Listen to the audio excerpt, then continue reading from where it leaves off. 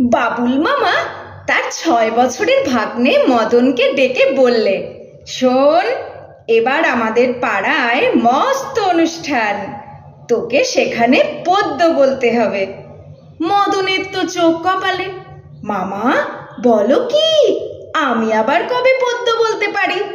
মামাও নাছোড়বান্ধা, ওসব শুনছি নে, এখানে বয়স বেঁধে দেওয়া ৫ থেকে ১৫। আর আমি যে নতুন নতুন পদ্য লিখছি সেসব কি শুধুই খাতায় রাখার জন্যে? ওরে, মুখে করে ২-১টা স্টেজ অবধি পৌঁছে দিয়ে না এলে তুই কিসের ভাগনা আমার? মদন খুব করে মুখস্থ করে, হেলে দুলে মুখস্থ করে, চলতে চলতে মুখস্থ করে, খেতে খেতে মুখস্থ করে। মামারও উত্তেজনা চরমে।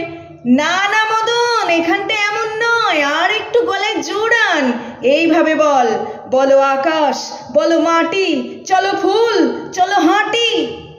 মদনের মুখস্থ সম্পূর্ণ।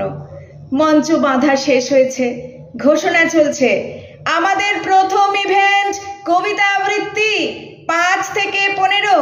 যাদের নাম আছে তারা হলো মদন কুমার, মদন কুমার, মদন কুমার, তুমি এখানে উপস্থিত থাকলে মঞ্চে এসো।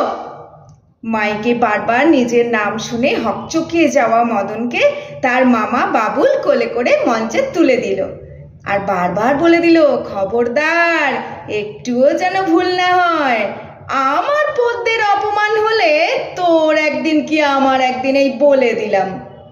মদনের সামনে মাইক্রোফোন, মদন কবিতা বলবে, ঠোঁট কাঁপছে, গলা শুকুচ্ছে। মদন ভাবছে, কি যেন নাম ছিল পদ্যটার? ও হ্যাঁ, মনে পড়েছে। মদন শুরু করে, নমস্কার, আমি মদন কুমার, আমার আজকের নিবেদন পদ্য, পদ্যের নাম ইঁদুর।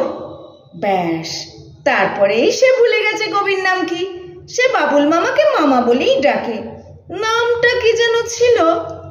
মঞ্চের নিচ থেকে তাড়া দেয় দর্শক। বাবুল মামা বুক বাজিয়ে সকলকে বলতে থাকে, এই দেখছো, এটা আমার ভাগ্নে, আমার কবিতা বলবে আজ। শুনছো কাকা, আমার ভাগ্নে আমার লেখা পদ্য বলবে। ও জেঠি শুনছো, ও দাদা শুনছো? তোতলাতে তোতলাতে মদন আবার শুরু করে, নমস্কার, আমি মদন কুমার, আমার আজকের নিবেদন পদ্য, পদ্যের নাম ইঁদুর, কবি ইঁদুর চন্দ্র দাস।